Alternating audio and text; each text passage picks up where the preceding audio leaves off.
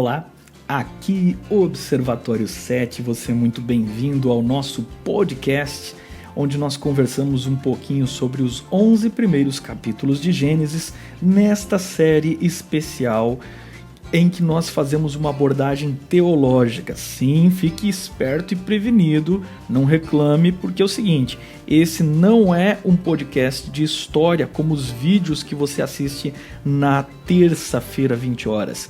Esse daqui é uma série especial que a gente apresenta uma abordagem bíblica, teológica, interpretando o texto de acordo com o todo das Escrituras. Partindo do pressuposto de que Deus existe, ele se revela através dos profetas e a Bíblia, obra dos profetas, é na verdade de autoria do Espírito Santo. Então, por isso, nós comparamos um verso com outros versos da Bíblia e temos uma conclusão geral, partindo do contexto imediato de Moisés, o autor de Gênesis, e conectando com as muitas dimensões da mensagem de Deus em toda a Escritura. Isso é uma perspectiva teológica, ok? Os vídeos continuam na terça-feira às 20 horas, você pode continuar assistindo lá. Se você está perdido, não consegue encontrar mais os vídeos corretos, duas dicas para você. Primeiro, amigão, você tem que estar inscrito no canal. Tem um sininho aí perto aí do vídeo, no canto direito, aí tem um sininho, marca o sininho. Cada vez que entrar um vídeo novo semanalmente aqui no canal, você vai ser avisado por esse sininho aí que ele mostra um recadinho para você no seu YouTube. E a segunda coisa é que se você quer assistir os vídeos em ordem, seja aqui de Gênesis, ou lá a série sobre a Idade do Ferro, ou quiser assistir outras séries no canal, nós temos aqui uma série sobre a existência de Deus, nós temos aqui uma série sobre arqueoastronomia, que é a arqueologia com a astronomia do passado. Nós temos a famosa série Ancestrais, que aborda aí Gênesis no contexto dos filhos e descendentes de Noé. Você vai em playlist, clica aí em playlist, abre o canal primeiramente, clica aí no canal. Tá vendo aí? Observatório 7, você vai clicar nele, ele vai abrir o canal e aí você vai ver que tem uma barra e você escolhe playlist. Cada uma dessas telinhas aí que você tá vendo é um dos temas aqui do canal e quando você clica em um deles, você coloca assim, ver a lista completa, clica em ver a lista completa, ele te mostra todos os vídeos na sequência correta, tá bom? E aí você pode assistir na sequência correta. Beleza? Às vezes a galera reclama que a gente demora um pouquinho para entrar no assunto, mas esses momentos prévios aqui eles são importantes para dar esses recadinhos, até porque a linguagem de podcast é um pouquinho mais informal. E eu queria aproveitar para responder bem rapidinho algumas perguntas que ficaram. Muita gente fez essas perguntas sobre os dois últimos estudos que a gente teve. Eu tenho uma interpretação de Gênesis 6 de que os filhos de Deus ali se refere à linhagem de Sete e que permaneceram fiéis à mensagem de Deus, e os filhos ou as filhas dos homens são aqueles que eram da linhagem de Caim, ok? E esses foram infiéis. Essas duas linhagens se misturaram e assim desapareceu a religiosidade, a piedade, porque a má influência das filhas de Caim, ali, das descendentes de Caim, sobre os filhos de Sete, sobre seus descendentes, acabou mesclando os dois povos até que, quando você chega no meio do capítulo aí, só tem Noé e a família dele que são justos. Eu quero que antes de você me criticar, eu quero que você responda como é que você interpreta Gênesis capítulo 6, verso 7. Eu já disse isso anteriormente, vou repetir aqui.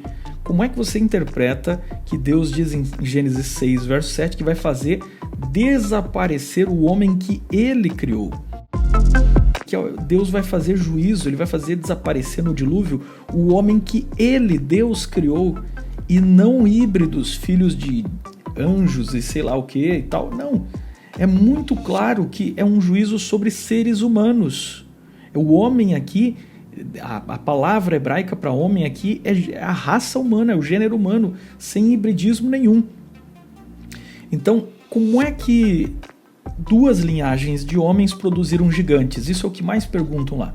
Gente, às vezes você tem que ouvir o podcast mais de uma vez, porque isso aí eu respondi lá no podcast de Gênesis 6. Eu deixei claro para você como é que eu entendo o texto. Vou dizer mais claramente agora. Em Gênesis capítulo 6, não diz em nenhum lugar que os filhos de Deus e as filhas dos homens geraram gigantes. Pelo contrário, o texto diz assim que haviam gigantes na terra naquele tempo. Ou seja, todos eram gigantes. Todos os seres humanos da linhagem de Caim, da linhagem de Sete, eram gigantes. De que estatura? Não sabemos. Obviamente não é uma estatura assim, tipo, sei lá, do tamanho de um prédio de 10 andares. Eram os caras com 2, 3 metros, como Golias ali, 3, 4, máximo 3 metros e pouco de altura, como Golias. Porque ainda nos tempos de Golias, que é a época de Davi, está se manifestando alguns resquícios desses genes. E esses genes foram sendo perdidos, esses genes do gigantismo foram sendo desligados, assim como a idade dos antediluvianos foi diminuindo, a estatura deles também vai diminuindo. Olha a idade deles. Noé vive 600 e poucos anos, daí você vai ler ali, Abraão vive 175 anos, Jacó vive 130 anos, Moisés vive 120 anos. Quando você chega em Davi, o ser humano está vivendo 80 anos, uma média. Então você percebe que vai havendo uma diminuição. Por que o mesmo não pode ter ocorrido com a estatura? O texto não diz que eles produziram gigantes. O texto diz que haviam gigantes na terra. Os filhos de Deus e as filhas dos homens se uniram, como interpreta Jesus, né? Casavam-se e davam-se em casamento. Jesus não está falando de anjo nenhum, está falando dos seres humanos. Eles se uniram e então nasceram valentes varões de renome. A produção deles é valentes varões de renome. Não diz que os gigantes saíram deles, diz que os valentes varões de renome nasceram deles. Mas todos eles já eram de estatura maior. Se estamos falando só de estatura, e lembre-se que também ali nós vamos ter a interpretação de Nefilim como aquele que é um ser violento. E a gente viu nas causas do dilúvio de que a violência, a agressividade, tanto dos animais quanto dos homens, é um dos motivos mais citados para o dilúvio. Isso aqui é só uma recapitulação do estudo anterior e respondendo algumas dúvidas. E outra que eu acho importantíssimo eu responder para vocês é o seguinte. Bom, será que essa interpretação que você faz aí de filhos de Deus não é só do Novo Testamento? Porque filhos de Deus no Antigo Testamento é sempre para anjos. E no Novo Testamento, daí sim, é para aqueles que são fiéis a Deus, como diz ali o Evangelho de João. E aí tentam fazer uma diferença entre Velho e Novo Testamento. Não, gente. Não. Filhos de Deus é um termo que é usado tanto para anjos quanto para homens em toda a Escritura, em toda a Bíblia. O que vai definir se está sendo usado para anjos ou para homens é o contexto. E sim, existem muitos textos no Antigo Testamento para filhos de Deus sendo usado para os seres humanos. Lá vai o primeiro. Salmo 29, verso 1 vai dizer assim: tributai ao Senhor, filhos de Deus. Aí está falando para cantar, para honrar a Deus, os homens são chamados aí filhos de Deus, que são aqueles leais que estão salmodiando. Tributai ao Senhor glória e força. Você vai ter no livro de Oséias, capítulo 1, verso 10, o povo de Israel sendo descritos como filhos de Deus. E por que são filhos de Deus? Veja como a coisa faz total sentido. Filhos de Deus, antes do dilúvio, é a linhagem de Sete, ok? Quando vem o dilúvio, acaba com tudo, sobrou só a linhagem de Noé. Aí se cria a linhagem de Noé e tem um pulo na história que não tem uma história contada, apenas descrito as genealogias. A história ali é bem diminuta, poucos episódios, mas vai se pulando gerações sem contar a história, mencionando apenas os nomes, até chegar na próxima história bíblica, que é Abraão, depois da Torre de Babel. E não tem mais aí o povo dos filhos de Deus, eles estão praticamente se terminando de novo, igual na época do dilúvio. Então Deus chama Abraão, ele tem um filho Isaac, tem um filho chamado Jacó, de Jacó vem o povo de Israel, que Deus escolhe para ser seu povo, para pregar o evangelho ou para anunciar a lei de Deus e para anunciar a vinda do Messias para todos os outros povos.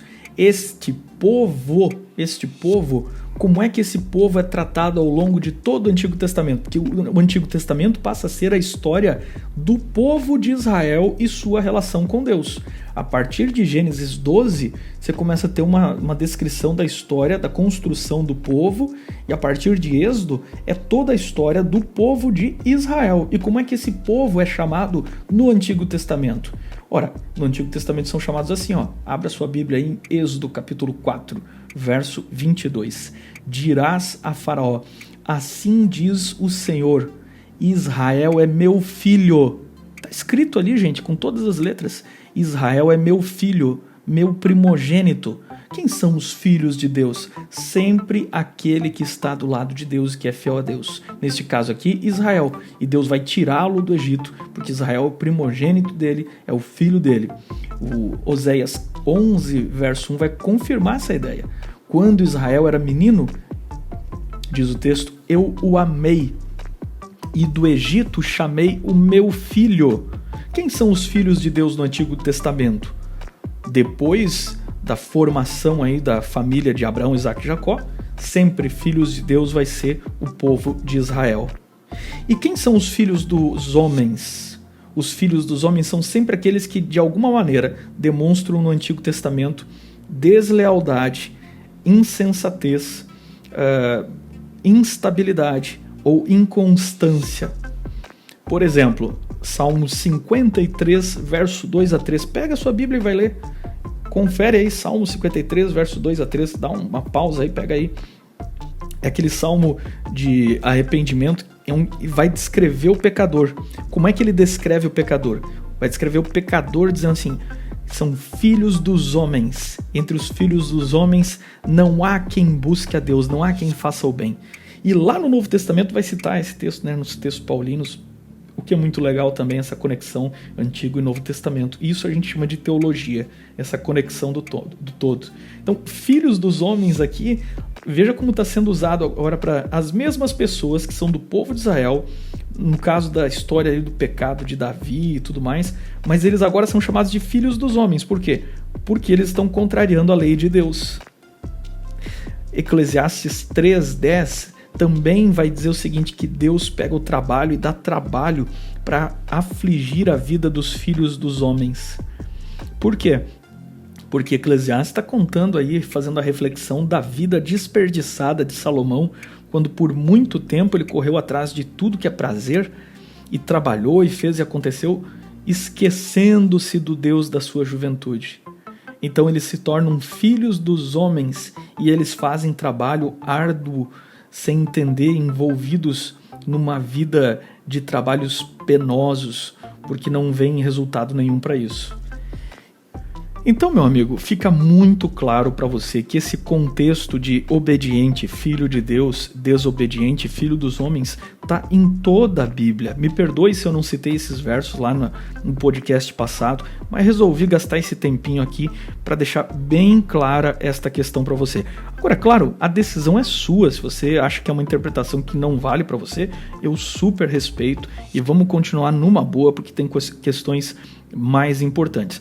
Última pergunta que eu quero responder aqui, que veio dos comentários aí da galera e que eu acho que vale a pena responder, porque tem a ver também um pouco com o tema de hoje, é a seguinte: Deus errou porque depois do dilúvio a maldade não terminou. Nós vimos no podcast passado que o dilúvio não foi só por causa dos homens, mas ele foi para fazer um juízo sobre a vida natural, uma reestruturação da terra, no sentido do habitat, da ecologia para os animais e tudo mais. Então, Deus não errou. Segundo, também não era a época ainda do cumprimento de determinadas profecias, como por exemplo a vinda de Jesus. Não era a época adequada para isso. Muitas coisas precisavam ocorrer e a humanidade precisava passar por um amadurecimento para entender o plano de Deus. Eu tenho dito constantemente que em teologia a revelação de Deus é gradual. Porém, Deus teve que intervir lá no mundo antes do dilúvio, porque se Deus não tivesse intervido, a humanidade teria desaparecido. E é por isso que a história do dilúvio, eu tenho dito, não é uma história de destruição da humanidade, é uma história de salvação porque toda a humanidade ia ser destruída naquela violência que o mundo antes do dilúvio era. Mas Deus intervém e salva uma família. E através dessa família, ele dá continuidade. Outra pergunta aqui é, como é que foi para os homens de outras regiões o dilúvio? Não, meu amigo, não haviam homens em outras regiões. A história do dilúvio mostra que havia uma única humanidade que se uniu, ali os filhos de Deus, os filhos dos homens, aliás de Caim e de Sete, eles se misturaram, sobrou só Noé justo, não havia humanidade espalhada sobre a terra. E eu disse nos podcasts anteriores de que nós entendemos que os animais pré-históricos que hoje estão fossilizados, esses grandes animais, dinossauros, eles viveram em algum tempo antes do dilúvio, mas não no mesmo lugar junto com os seres humanos, porque nós nunca encontramos fósseis de seres humanos habitando ou preservados juntos com os fósseis de, sei lá, dinossauros ou outros animais assim. Não havia esta mistura de habitat. Mas, em algum momento, se o homem fosse se espalhar pela Terra, haveria esse contato, e essa é uma das razões para remodelar a Terra, porque em vista do pecado, a Terra se tornava um ambiente impossível para a sobrevivência humana, a menos que a natureza fosse redesenhada. E é por isso que Deus não mandou uma praga sobre o ser humano. Teria resolvido o problema se o problema fosse só o ser humano. Mas Deus mandou um dilúvio que mexe com toda a natureza e seleciona. Você tem a partir daí um gargalo. Seleciona. Não havia seres humanos espalhados pelo resto da Terra. O dilúvio foi global, pelo que o texto aqui de Gênesis nos diz, certo? A gente avaliou também os porquês disso.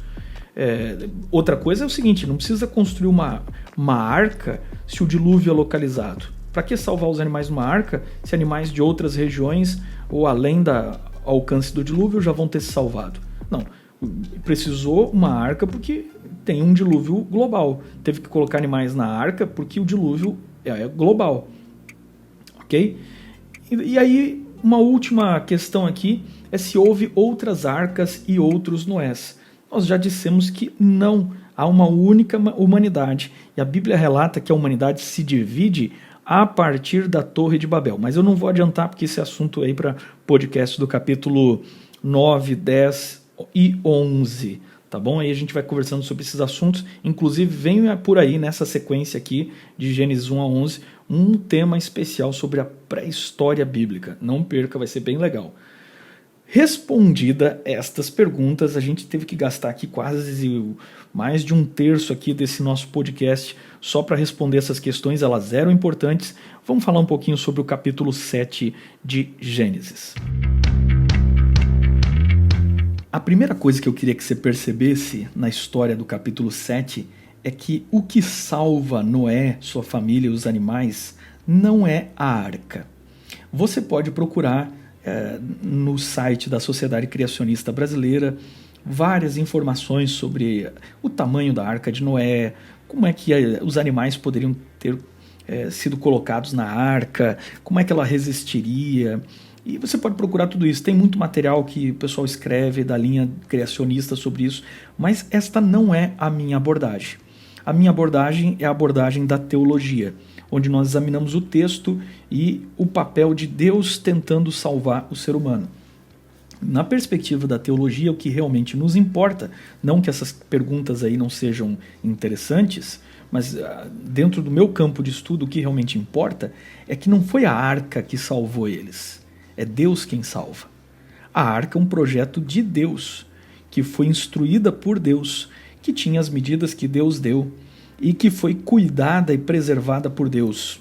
Por exemplo, em vez de ficar perguntando se cabiam ou não os animais dentro da arca, em vez de ficar perguntando o que esses animais comeram e beberam enquanto estiveram lá, em vez de ficar perguntando esses detalhes operacionais sobre a Arca de Noé e a vida lá dentro, a pergunta para mim mais interessante é a seguinte: como é que os animais foram parar dentro da arca?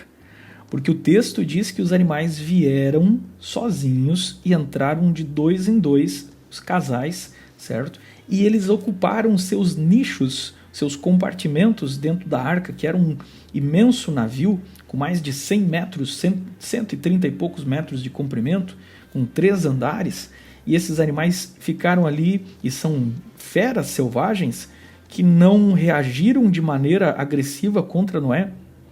Então, este é um milagre onde nós vemos aqui alguns detalhes que são extremamente, podemos chamar aí de sobrenaturais, e que se você não crê na Bíblia como uma revelação, você tem dificuldades. Então, eu acho que é completamente inútil ficar procurando explicações naturalistas para um evento bíblico. Nós não temos essa intenção. Esse evento é um evento de interferência especial de Deus na história. Não foi Noé e sua família que capturaram animais e trouxeram para dentro da arca. É Deus, com seu poder e soberania, que comanda e determina que espécies subam para esse barco e fiquem lá dentro. E é Deus quem vai sustentar esses animais lá dentro. Como ele sustentou, não nos é descrito, não está revelado. Então a gente não sabe. Na teologia, a gente não pode ir além. O pessoal do criacionismo vai fazer uma série de sugestões que a gente chama de hipóteses. Essas hipóteses não são teorias, nunca confunda hipótese e teoria. Uma hipótese é algo que é uma ideia que nos ocorre que poderia ter sido assim, mas não foi testado. Teoria é uma coisa que foi testada. Então, o pessoal do criacionismo vai fazer várias sugestões de hipóteses. Eu não vou flertar com nenhuma delas. Eles têm aí nichos ecológicos que talvez teriam se construído dentro da arca. Outros vão sugerir que os animais entraram num sono, como Deus colocou Adão sob um sono e eles hibernaram. Nós não temos revelação. Eu não sei como é que esses animais foram preservados. Sabemos pelo texto revelado em Gênesis capítulo 6 e 7 que Noé e sua família eram agricultores e levaram imensa quantidade de alimento para dentro da arca. É isso que a gente sabe. Ponto. Sabemos que eles podiam ter guardado água e podem ter renovado essa água com a água da chuva, que por sinal não foi pouca no início e deve ter tido pancadas de chuva depois também. Mas o que nos importa aqui é como esses animais foram para dentro da arca. E o como diz que Deus determinou e eles foram. E isso é um milagre. Isso é um milagre do tipo como caminhar sobre as águas. Isso é um milagre como do tipo multiplicar pães e peixes. E se aquele que multiplicou pães e peixes alimentou uma multidão, eu não acho difícil que tenha provido alguma maneira de sustentar esses animais que ele trouxe por seu poder para dentro da arca. De nada adianta você questionar nada sobre o dilúvio, como aconteceu o dilúvio, se você não aceita a primeira premissa de que Deus está no controle e está interferindo de maneira especial nessa história. Porque o próprio ato, aqui vem a ideia teológica, é isso que o teólogo procura no texto. O próprio ato das pessoas que testemunharam Noé construindo o barco, de verem animais entrando dentro da arca, é uma repreensão severa e é uma condenação severa sobre eles. Eles estavam avisados. Eles viram inclusive os animais indo para o barco, mas os homens dos dias de Noé não quiseram entrar e não quiseram construir o seu barco. Ou seja, eles se tornam indesculpáveis porque até os animais e as bestas inferiores, as criaturas selvagens, elas conseguem obedecer a Deus e sob o comando de Deus elas entram no barco. Estes que estão ali sendo avisados, vendo os sinais, vendo os animais entrar no barco, esses que estão vendo o testemunho de Noé, eles se recusam a ouvir esse testemunho e por isso eles se fazem mais condenáveis ainda, porque eles foram avisados. E a história tem um trocadilho. A história tem um trocadilho aqui que é quase cômico, porque os animais ditos como irracionais estão entrando e obedecendo a Deus, e os seres humanos que pretendem ser racionais estão fazendo piada de Deus, piada do profeta de Deus, e estão do lado de fora da arca, certo? Então veja que trocadilho interessantíssimo. Não é a arca que salvou, é Deus quem salva. E ele estende a oportunidade, mas não obriga ninguém a entrar. Ele estende a sua graça, mas ele não obriga ninguém a se arrepender. Outra coisa interessantíssima no texto sobre a perspectiva teológica é que a gente tem aqui no capítulo 7 uma ampliação daquilo que foi descrito no capítulo 6. No capítulo 6 diz que era para entraram animais segundo sua espécie, certo? E entraram ali um par de cada um. No capítulo 7 já vai ampliar a informação, certo? É uma informação complementar. Vai dizer que dos animais limpos entraram 7 pares. E dos animais imundos, um par. Quem é que escreveu esse texto? Moisés. Por que ele fala de animais limpos e animais imundos? Abra sua Bíblia em Levíticos capítulo 11. Ali ele tem a lista dos animais limpos e dos animais imundos. Os limpos são os animais que a gente pode comer. Os imundos são os animais que a gente não pode comer. E o que Moisés está dizendo é o seguinte, olha, lá na época de Noé, antes que houvesse judeu, antes que Deus desse essa lei de animais aqui para o nosso povo, aqui no deserto, do que a gente pode ou não pode comer, quando Deus permitiu comer carne a primeira vez, porque essa aqui é a primeira vez depois do dilúvio que Deus vai dizer assim, olha, pode pegar os animais para comer, mas não era qualquer animal, porque se ele tivesse pegado qualquer animal para comer, não teria nem adiantado preservar esses animais na arca, porque no momento que os matasse, teria eliminado esses animais e eles teriam sido extintos, aquela espécie. Então, os animais que eles iriam se alimentar depois do dilúvio, ou seja, os animais limpos, destes foram 7 pares de cada espécie. E o que é espécie aí? Deus não precisa ter levado todo tipo de animais para a arca. Pega, por exemplo, aqui o cachorro. O cachorro tem o mesmo DNA que um lobo. O DNA dos lobos e dos cães e várias variedades de cães selvagens é a mesma. Então você percebe quantas variedades de raças diferentes. Então Deus levou tipos básicos de cada espécie animal e essas espécies variaram. Depois do dilúvio elas se diversificaram quando elas se espalharam pela terra e quando elas foram ocupando a terra. É muito interessante quando você pega um mapa de biologia e de biogeografia e você vê o posicionamento dos animais e você percebe que grandes animais só se desenvolveram em lugares onde tinham pontes de terra para que eles chegassem até lá em algum momento, porque senão esses continentes têm só animais pequenos que ficam ali isolados. É muito interessante você ver a distribuição dos animais. O conceito de espécie, segundo sua espécie, de animais ali, também invoca aquilo que eu já discuti no podcast anterior, você volta lá e ouve, se você não ouviu ainda, sobre a seletividade. Quando você olha para a vida fóssil no passado, você vê um gargalo. O gargalo, você tem uma quantidade de vida imensa, de variedade imensa, de vários tipos de animais, e depois, até a vida moderna agora, você tem uma quantidade muito menor de vida, muito mais limitada. Parece que houve um gargalo, que a gente chama de extinção em massa. O próximo conceito que nós temos no capítulo 7 de Gênesis é a respeito de como ocorreu o dilúvio. Porque é interessante, você vai perceber que Noé e sua família eles ficam 7 dias dentro da arca. Teologicamente isso já é um teste, já é uma provação. E aí depois vem a chuva e chove por 40 dias, derrama água, e o texto dá a entender que não foi uma chuva igual à chuva que a gente vê no cotidiano. Foi uma chuva realmente torrencial, fortíssima, e o texto diz que romperam-se as fontes do abismo. O que é abismo? Abismo é o mar. A pergunta é como é que as fontes do mar se romperam? Como é que as profundezas do mar se romperam? Então, quando a ciência vai descrever a vida do passado e como ela desapareceu, a ciência vai descrever vários catastrofismos. E agora eu vou fazer uma coisa diferente no podcast, fazer uma coisa que eu não fiz até então. Vou colocar uma foto aqui na imagem da coluna geológica. Dá uma olhadinha aí, estou colocando agora para você uma foto da coluna geológica. Você está vendo aí que a Terra ela tem camadas. Em cada camada ela tem fósseis de diferentes tipos.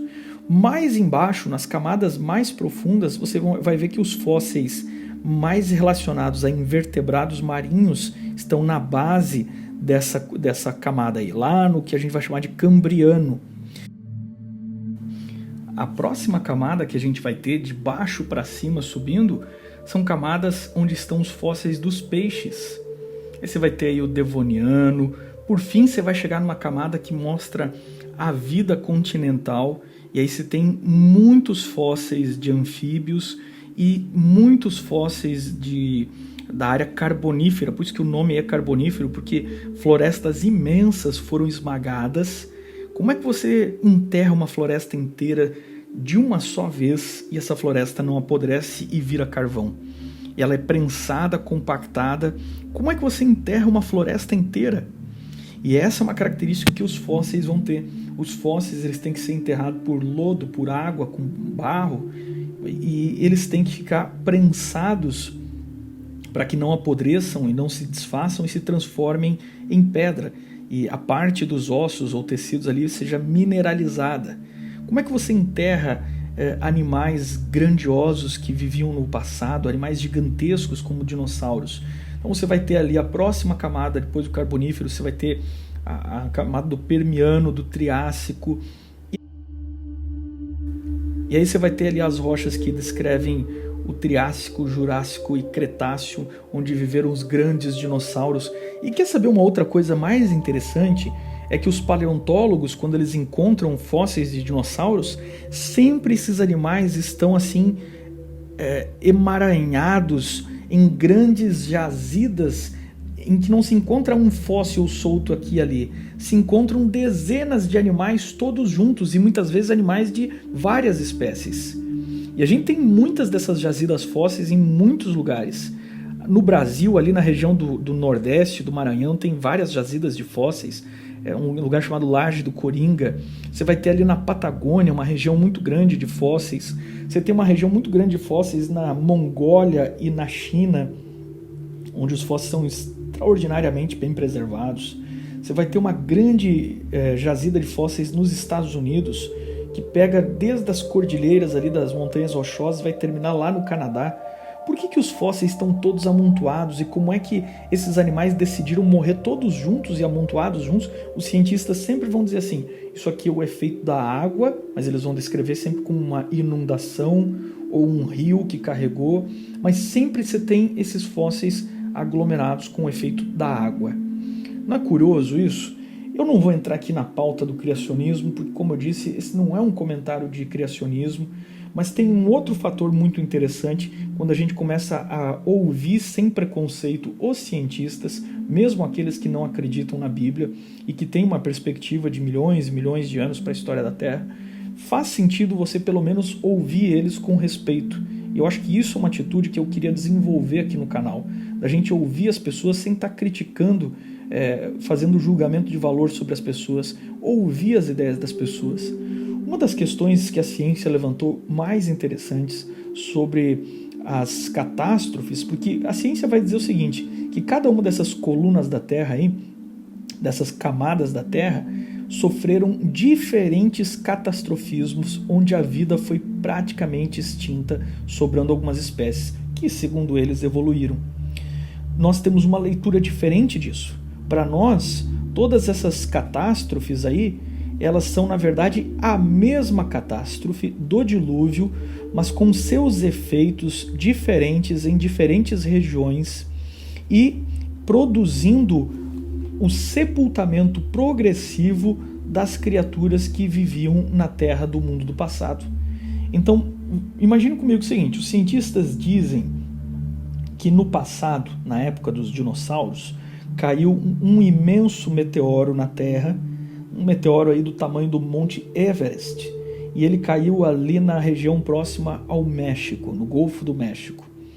Esse meteoro ele provocaria uma série de terremotos incalculáveis na Terra, levando a Terra a produzir maremotos e tsunamis de proporções continentais que varreram a Terra. E aí eu te pergunto, isso não faz muito sentido com exatamente o que a Bíblia descreve sobre romperam-se as fontes do abismo?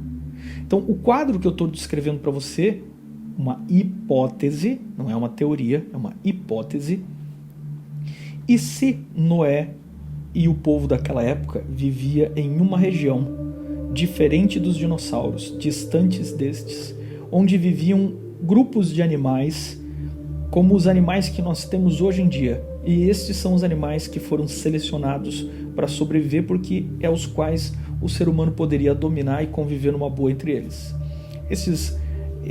Essa vida ocorria ali numa boa separada, mas o resto da vida na Terra estava tão violenta e comprometida que em algum momento colocaria a própria vida humana em perigo. Então, uma série de catástrofes naturais ocorrem e Deus, já sabendo disso, anuncia para Noé que constrói um barco e o preserva. E quando você tem a descrição de que romperam-se as fontes do abismo, são esses meteoros que caíram não só no México, mas em vários lugares da Terra, e eles transtornaram, despedaçaram os continentes, transtornaram tudo que havia. Alguns vão fazer uma leitura de deslizamento da plataforma oceânica, em que os continentes deslizaram para dentro dos oceanos. Outros vão entender como o efeito dos tsunamis gerados pelo terremoto do alto impacto e as tempestades descritas no dilúvio como uma subsequência a todos os eventos que a queda desses meteoros poderia ocorrer. Agora, que caiu os meteoros, isso é inequívoco. Por quê? Porque existe o mineral desse meteoro que é achado em todas as camadas de rochas no mundo inteiro, logo no final da camada do Cretáceo. E os dinossauros, por exemplo, todos os fósseis terminam aí.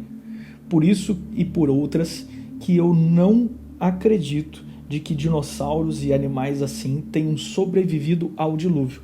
Quando eu olho para o dilúvio, eu percebo que Deus está fazendo uma seletividade de animais com os quais o homem poderia conviver sem estar ameaçado, e que a vida no passado entrou num gargalo onde algumas espécies foram selecionadas para sobreviver e as outras foram aniquiladas numa sequência de eventos cataclísmicos que a leitura dos cientistas evolucionistas que não creem na Bíblia vai interpretar o mundo segundo o materialismo, onde Deus não pode ser nunca a explicação. Eles vão interpretar que é uma série de catástrofes que aconteceu ao longo de milhões de anos. Aqueles que têm uma leitura criacionista vão interpretar de que todas estas são uma catástrofe como nunca imaginada, e que essa catástrofe grandiosa que une os elementos de todas essas muitas catástrofes descritas pelos evolucionistas é uma só, certo? E essa uma única catástrofe abalou tanto que inclusive compromete a leitura radiométrica e a leitura interpretativa da idade dos fósseis. E os sobreviventes dessa catástrofe repovoam o mundo depois do dilúvio. Okay? Nós teremos aí nos podcasts futuros, o 8, 9, especiais para falar um pouquinho sobre o mundo depois do dilúvio e como ele poderia ter recomeçado. Agora a pergunta é assim, mas e como é que as montanhas foram cobertas de água? Então não imagine o mundo antes do dilúvio com montanhas como, sei lá, o Himalaia, os Andes, as Rochosas, os Alpes Suíços. Isso tudo é fruto de processos geológicos violentos que ocorreram depois ou durante o dilúvio. Nós tínhamos montanhas antes, mas elas não deveriam ser montanhas assim desta proporção, certo? E aí a gente não precisa ter o tempo inteiro essas montanhas cobertas. Houve um momento que as águas prevaleceram, mas depois elas foram escoando. E isso é muito bem entendido quando você pensa na ideia do tsunami que eu falei para vocês. De que o dilúvio não foi só chuva, mas o romper-se as fontes do abismo é algo que vem com ondas gigantescas que vem varrendo tudo e num momento encobre e depois já vai escoando, certo? A história de Gênesis destaca que Noé e os sobreviventes ficaram dentro da arca durante mais ou menos um ano. E aí eu respondo uma das perguntas e críticas que a gente recebeu nos estudos passados aí. Mas então, por que o pecado não acabou? Deus escolheu as pessoas erradas para ir para a arca? Não, Deus está fazendo um juízo e remodelando a história da terra para que o homem consiga sobreviver, mas não é ainda o final do pecado. O final do pecado só há resolução com a ressurreição de Cristo e com a volta de Jesus.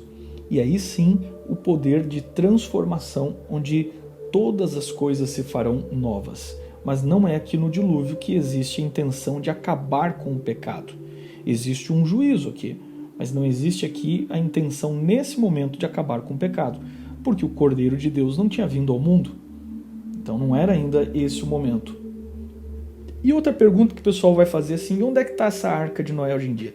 Tem muito vídeo, muita palestra por aí de gente falando que acharam a arca e tal. Eu sou cético quanto a isso, pessoal. No momento que achar, isso aí vai ser comprovado e reconhecido por todos. E não acho que tenha sobrado nada dela ao longo de tanto tempo e daquilo que restou lá no Monte Ararat. Ah, fulano diz que viu e tal, né? Olha, esperemos, porque às vezes o crente vai atrás de tudo que é notícia e tal, e isso aí quando você vai ver é fake news. Me mantenho cético e acredito que a arca é o menos importante, porque não foi a arca que salvou Noé e sua família. O que salvou Noé e sua família é a mão protetora. Aquele mesmo que esteve com os discípulos no barco e quando a tempestade parece que ia arrebentar com o barco, ele se levantou e disse: cala-te e aquieta-te. E o mar enfurecido e a tempestade enfurecida pararam sob o comando dele. Passarão os céus e a terra, mas as minhas palavras não passarão, disse Jesus. Te vejo no próximo podcast, quando a gente vai discutir o capítulo 8 de Gênesis e mais alguns detalhes sobre o dilúvio e o que aconteceu depois do dilúvio. Até lá!